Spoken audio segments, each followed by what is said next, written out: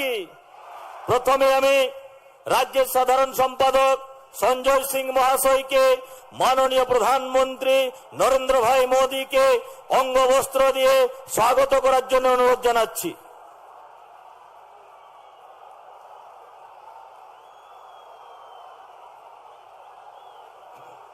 ভারত মাতা কি বন্দে বন্দে বন্দে। এরপরে হাওড়া জেলার জেলা সভাপতি মাননীয় সুরজিৎ সাহা মহাশয়কে স্বাগত ভাষণ রাখার জন্য অনুরোধ জানাচ্ছি।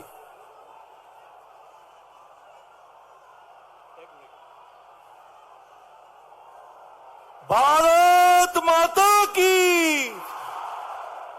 মঞ্চে উপস্থিত বিশ্বের সবচেয়ে বড় রাজনৈতিক দলের এবং গণতন্ত্র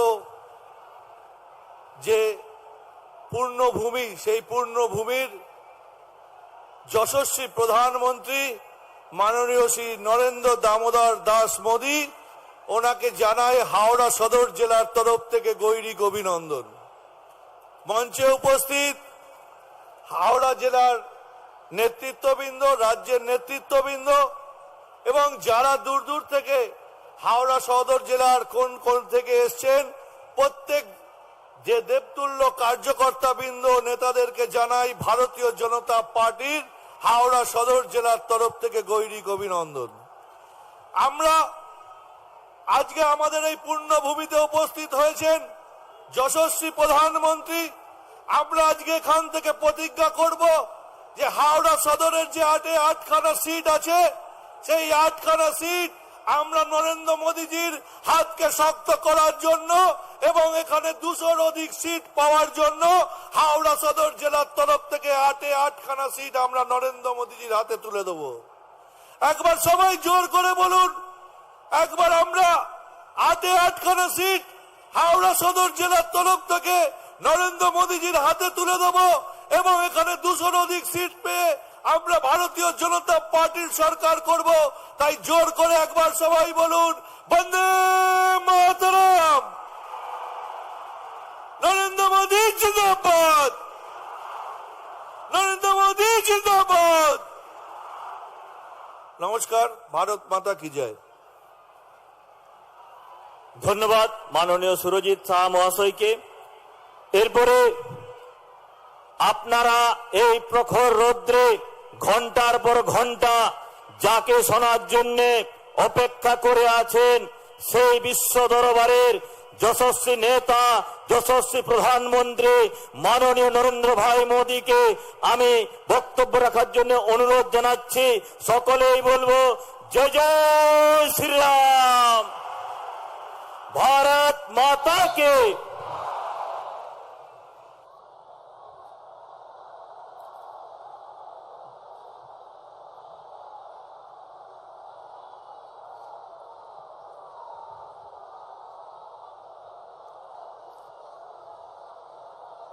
भारत माता की,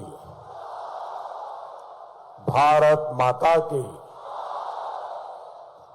नमस्कार।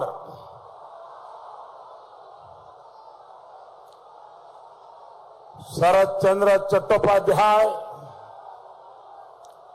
रामकृष्ण देव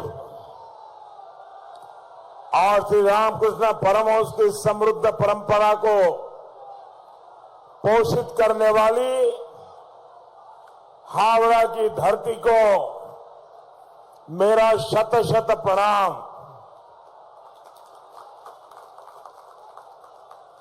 आत्मनिर्भर भारत के एक बड़े प्रतीक हावड़ा में आना हमेशा ही एक नई प्रेरणा देता है, नई ऊर्जा देता है। आज तो मैं आशोल परिवर्तन की एक प्रचंड लहर अपने सामने स्पष्ट देख रहा हूं। साथियों, पश्चिम बंगाल के ये चुनाव अभूतपूर्व है। 10 साल तक दीदी ने यहां जिस तरह विश्वासघात किया, उसका जवाब इस बार उन्हें बराबर बंगाल की जनता दे रही है। दीदी के तोलाबाज, सिंडिकेट, अन्याय, अत्याचारी और हत्याचारी सरकार से हर कोई परेशान है। बंगाल और नंदीग्राम ही नहीं, बल्कि दीदी से तो अब नंदी भी अपनी नाराजगी खुलकर जताने लगे हैं।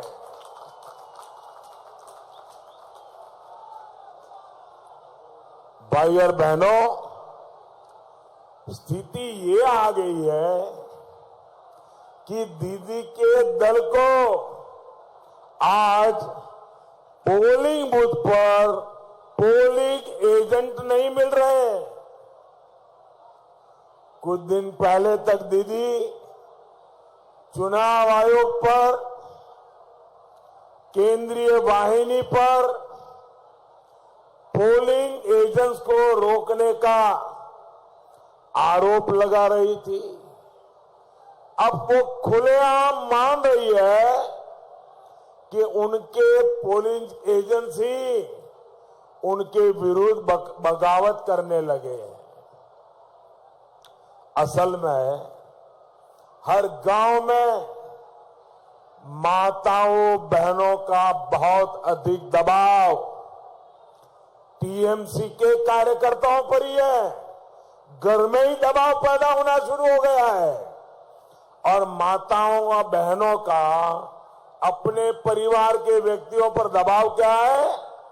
दबाव ये है कि वो गरीब, मध्यम वर्ग को लूटने वालों, खून बहाने वालों, हमारी आस्था, हमारी श्रद्धा को गाली देने वालों का साथ छोड़ दें। माताएं बहनें अपने परिवार में ही कह रही है। अपने नेताओं के खिलाफ टीएमसी के भीतर जो गुस्सा था वो हर रोज और तेज हो रहा है। लोग तो ये तक चर्चा कर रहे हैं कि 2 मई की बहुत बड़ी हार के बाद ये तृणमूल पार्टी ही बिखर जाएगी।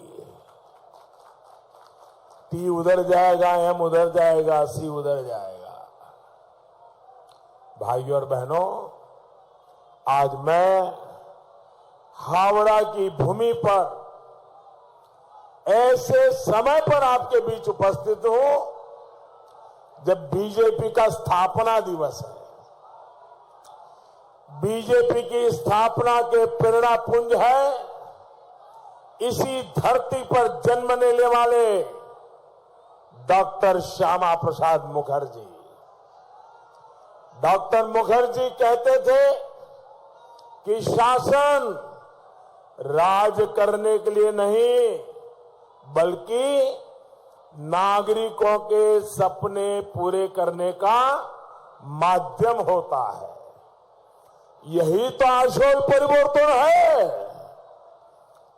जो पश्चिम बंगाल को चाहिए, जिसके लिए 2 मई के बाद बनने वाली बीजेपी की डबल इंजन की सरकार प्रतिबद्ध है।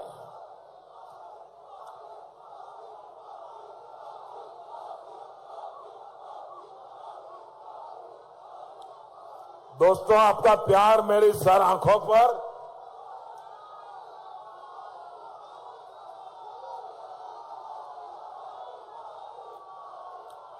आज इस बार बंगाल के हर कोने में जिस प्रकार से आशीर्वाद की वर्षा हो रही है,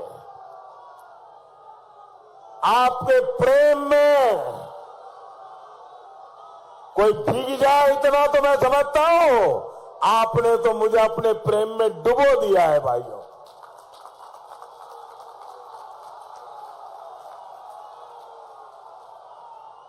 भाई और बहनों, हावड़ा सहित पूरे पश्चिम बंगाल का उन्नयन, यहां का डेवलपमेंट, यहां के जल संसाधन, यहां के शिल्प, यहां के कृषक, इनको प्रोत्साहित करने से ही संभव है। लेकिन सालों साल इसकी अनदेखी हुई, जिसको बीते 10 साल की दीदी सरकार की दुर्नीति ने बहुत ही गंभीर बना दिया है। यहां शिल्प का विशेष रूप से एमएसएमईज का जो कभी पश्चिम बंगाल की बहुत बड़ी ताकत थी, उनका क्या हाल बनाया गया है, ये आपके सामने है। मेटल हो, जूट हो, बैडमिंटन शटल कॉक हो, ऐसे अनेक सामान की देश में डिमांड बढ़ी है, लेकिन यहां के उद्योगों में ताले लगते गए। इसकी सिर्फ एक ही वजह है, बंगाल में दशकों तक रहा कुशासन, दीदी की सरकार की दुर्नीति। बंगाल के आदर्शवादी जो लोग हैं, जो विद्वान लोग हैं, जो इंटेलेक्चुअल लोग हैं, बंगाल के आदर्शवादी लोग मानते हैं सोतेर कोनो रूपांतर नहीं, आजो जा कालोता। दीदी ने बंगाल के साथ जो किया, उसका सच सामने आ चुका है। इसलिए आज बंगाल की जनता को दीदी धमकी दे रही है। दीदी कहती है, आमरा देखो नेबो, कहती है ना, आमरा देखे नेबो। हम बंगाल के सभी भाई बहनों से बड़ी विनम्रता पूर्वक उनकी सेवा करने का अवसर मांग रहे हैं। दीदी बोलेन, आमरा देखे नोबे। दीदी बोलेन, आमरा देखे नेबो। बीजेपी बोले, आमरा सेवा करबो। बीजेपी बोले, आमरा सेवा करबो। साथियों, दीदी को बंगाल के भाई बहन नहीं दिखाई देते, उन्हें तो बस वोट दिखाई देता है, वोट। वो आप पर पैसा लेकर रैली में आने का इल्जाम लगाती है। मैं जरा आपसे पूछना चाहता हूं, क्या आप पैसे लेकर के आए हैं क्या? जरा जोर से पूरी ताकत से बताओ, ताकि दीदी को सुनाई दे। आप पैसे लेकर के आए हो क्या? क्या आपको यहां आने के लिए बाद में पैसा मिलने वाला है क्या? क्या दीदी ने आपका अपमान किया कि नहीं किया? आपको बदनाम किया कि नहीं किया? आपके ऊपर गलत आरोप लगाया कि नहीं लगाया? इस दीदी पर आपको गुस्सा आता है कि नहीं आता है? दीदी को सजा करोगे कि नहीं करोगे? पक्की सजा करोगे? पोलिंग बूथ जाकर कमल पे बटन दबा करके दीदी को ऐसी सजा करो ताकि वो फिर से कभी आप पर ऐसे गंदे आरोप न लगाए। दीदी तो यहां तक बोल गई, वो आप पर पैसा लेकर वोट देने का इल्जाम लगाती है। क्या आप पैसा लेकर के वोट देते हैं क्या? आप वोट बेचते हैं क्या? क्या आप वोट बेच करके पेट भरते हैं क्या? क्या आप ऐसी स्थिति में है क्या? क्या ये दीदी आपका अपमान कर रही है कि नहीं कर रही है? ये टीएमसी आपका अपमान कर रही है कि नहीं कर रही है? ये चुनाव में चुन चुन करके हिसाब लीजिए, लेंगे ना?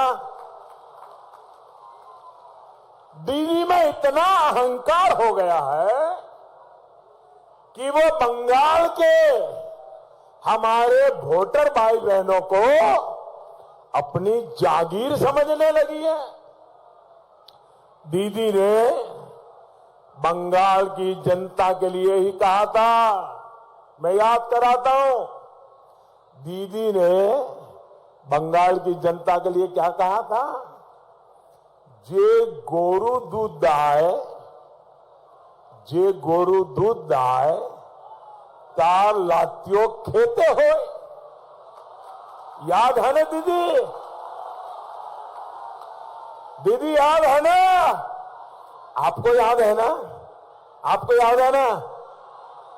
दीदी और उनके अपराधियों ने बंगाल की जनता को त्रस्त किया है, निचोड़ दिया है। सम्माननीय आदरणीय दीदी,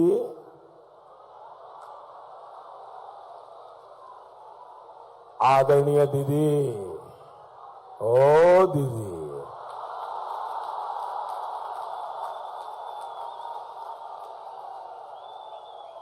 दीदी, ओ दीदी,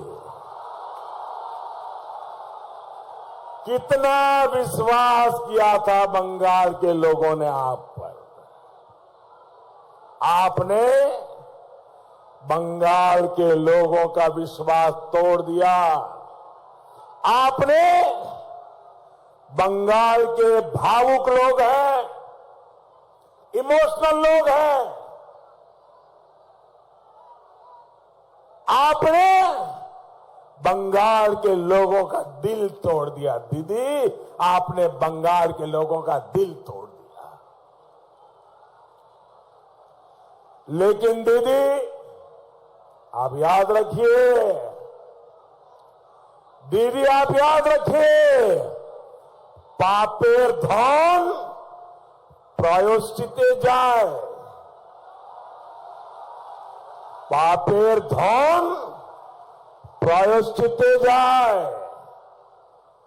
कोयला धुले मोयला जाए ना।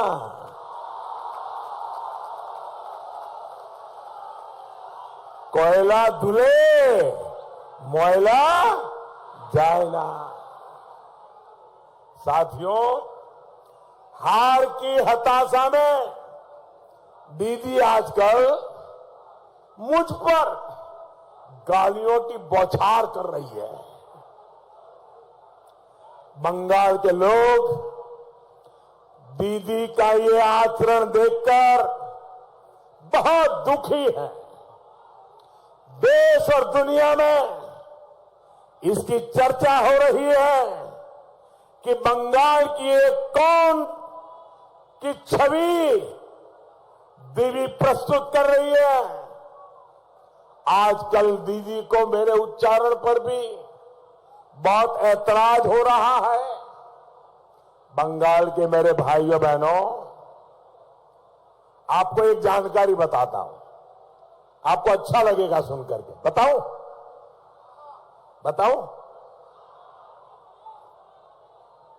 लेकिन ये चुनाव वाली नहीं है, चलेगा ना?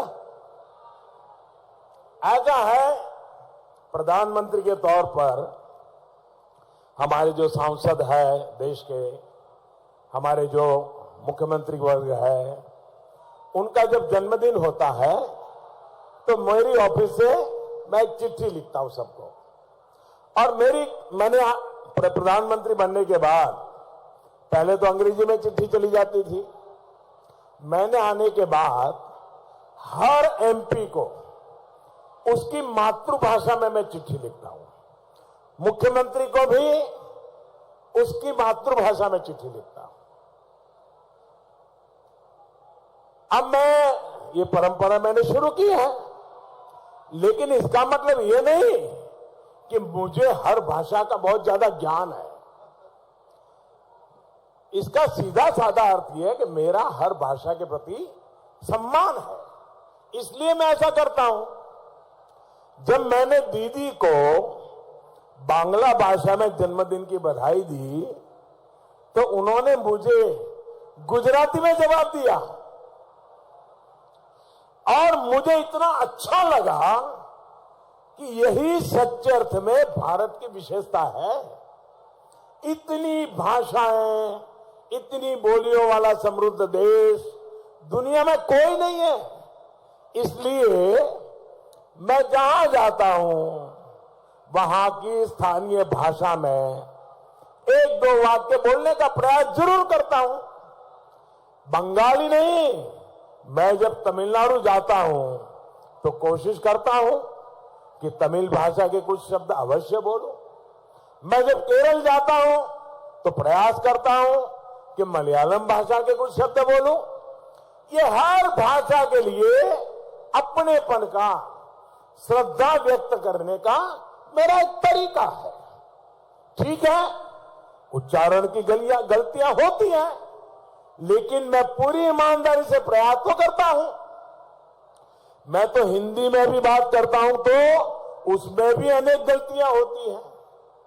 मुझे पता है मेरे बांग्ला उच्चारण में भी बहुत सारे दोष होते हैं, बावजूद इसके मैं बांग्ला शब्द, बांग्ला वाक्य बोलता हूं, क्योंकि मैं बांग्ला का बहुत सम्मान करता हूं।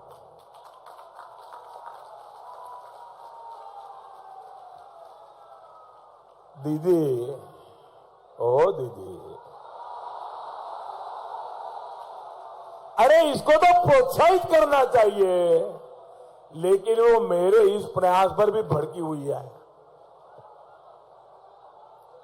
साथियों, सोनार बांग्ला आचरण से बनेगा, साफ नीयत से बनेगा, सही नीति से बनेगा।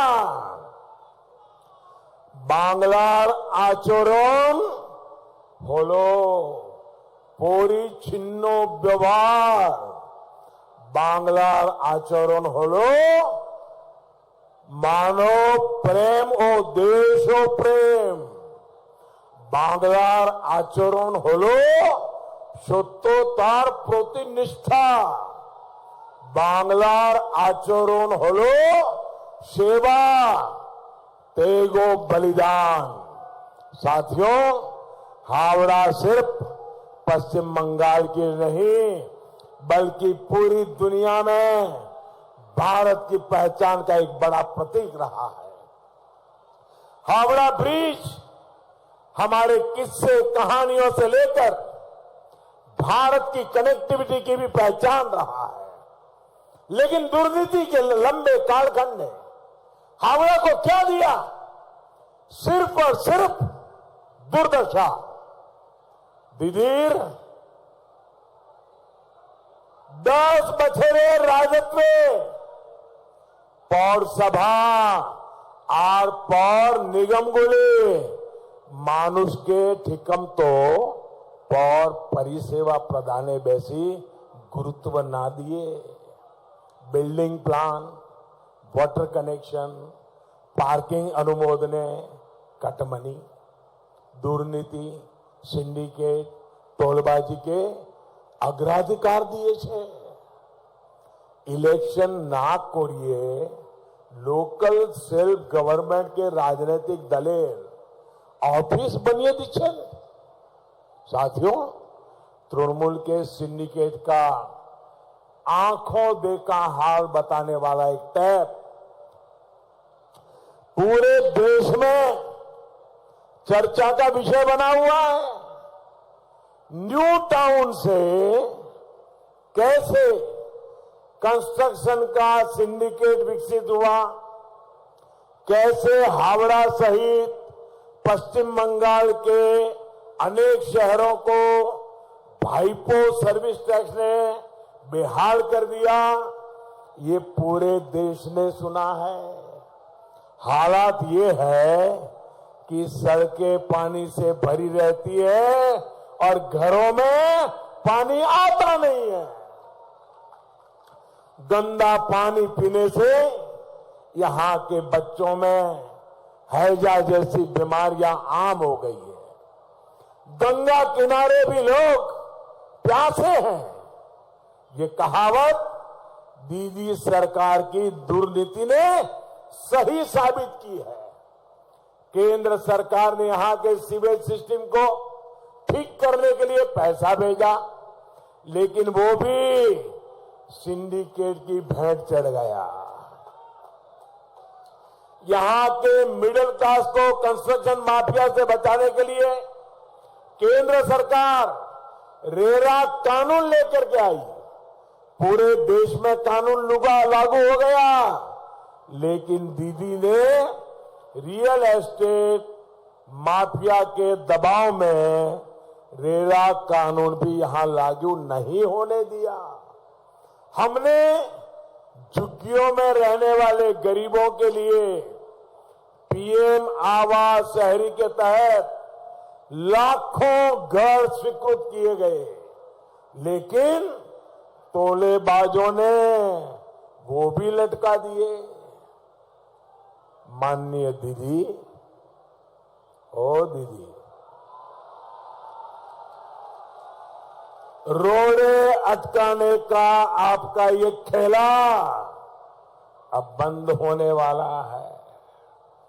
2 मई के बाद डबल इंजन की सरकार हावड़ा सहित पूरे पश्चिम बंगाल में आशोल परिवर्तन के लिए काम करने आ रही है।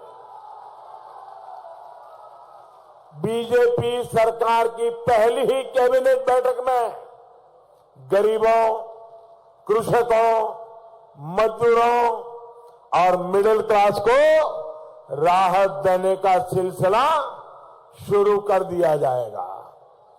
आयुष्मान भारत योजना का लाभ हो या फिर कृषक परिवार को पीएम किसान सम्मान निधि का लाभ, ये सुनिश्चित किया जाएगा। दीदी ने कृषकों का जो टका बीते 2-2.5 साल तक रोका है, वो भी हर कृषक के बैंक खाते में सीधा जमा किया जाएगा। भूमिहीन कृषकों और मछुआरे साथियों को भी सीधी मदद देने का संकल्प यहां बंगाल भाजपा ने लिया है। साथियों, हावड़ा शहर का सुंदरीकरण हो, यहां जाम से, वाटर लॉगिंग से मुक्ति मिले, यहां आधुनिक रिवर फ्रंट बने, ये कौन नहीं चाहता। रेल, रोड, वाटर और तेज इंटरनेट, हर प्रकार की कनेक्टिविटी भाजपा सरकारों के काम की पहचान मानी जाती है। बंगाल की बीजेपी सरकार इस पहचान को मजबूत करते हुए आपके लिए काम करेगी। हमारे प्रयासों का एक प्रमाण ईस्ट वेस्ट मेट्रो कॉरिडोर भी है। इससे हावड़ा के हजारों साथियों का समय, पैसा और श्रम बचने वाला है। डबल इंजन सरकार यानी डबल विकास, डबल बेनिफिट और डबल स्पीड के साथ काम। साथियों, पश्चिम बंगाल को दीदी की सरकार की दुर्नीति ने ease of crime ease of loot दिया। बीजेपी सरकार ईज ऑफ लिविंग और ईज ऑफ डूइंग बिजनेस का आशोल परिवर्तन देने वाली है। अब जैसे केंद्र सरकार ने ग्रुप बी और ग्रुप सी की भर्तियों में इंटरव्यू खत्म कर दिया है। इससे सरकारी चाकरी में गरीब से गरीब को भी बराबर अवसर मिल पा रहा है। केंद्र की भाजपा सरकार की नई शिक्षा नीति के माध्यम से स्थानीय भाषा में पढ़ाई को प्रोत्साहित कर रही है।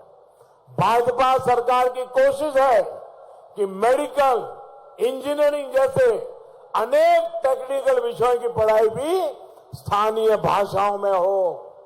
स्थानीय भाषा में पढ़ाई से गांव गरीब का बच्चा भी आसानी से डॉक्टर, इंजीनियर बन सकता है। भाइयों और बहनों, भाजपा सरकार की एक और विशेषता है वेलफेयर और विकास योजनाओं में महिलाओं की सबसे बड़ी भूमिका।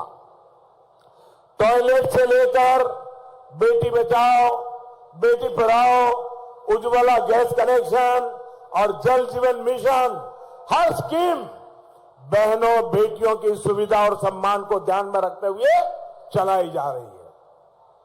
यहां तक कि 3 तलाक के नाम पर हमारी मुस्लिम बहनों बेटियों के साथ जो अन्याय इतने समय से हो रहा था, उसे मुक्ति देने का काम भी बीजेपी ने ही किया है। साथियों, पहले 2 चरणों की तरह ही आज तीसरे चरण में भी आशोल परिवर्तन की लहर तेजी से आगे बढ़ रही है। अब हावड़ा की बारी है। अपने युवा साथियों से, नौजवान बेटे बेटियों से मेरा विशेष आग्रह है कि अपने परिवार में, अपने पड़ोस में आप आशोल परिवर्तन की हर बात पहुंचाइए। पहुंचाएंगे, घर घर जाएंगे, लोगों को बताएंगे, मतदान के दिन लोगों को घर से निकालेंगे, मतदान करवाएंगे, भाजपा को जिताएंगे। आपको हर सीट पर, हर बूथ पर एक ही बात ध्यान रखनी है, कमल छाप। ये बार कमल छाप, टीएमसी साफ। ये बार कमल छाप, टीएमसी साफ। ये बार भाजपा सरकार, ये बार डबल इंजन सरकार। आप सभी का यहां इतनी बड़ी संख्या में हमें आशीर्वाद देने के लिए, और विशेष करके माताएं बहनें, इतनी बड़ी तादाद में माताएं बहनें आशीर्वाद देने आई है। मैं आपका सर झुका करके आभार व्यक्त करता हूं। मेरे साथ पूरी ताकत से दोनों हाथ ऊपर करके बोलिए, भारत माता की, भारत माता की, भारत माता की। बहुत बहुत धन्यवाद।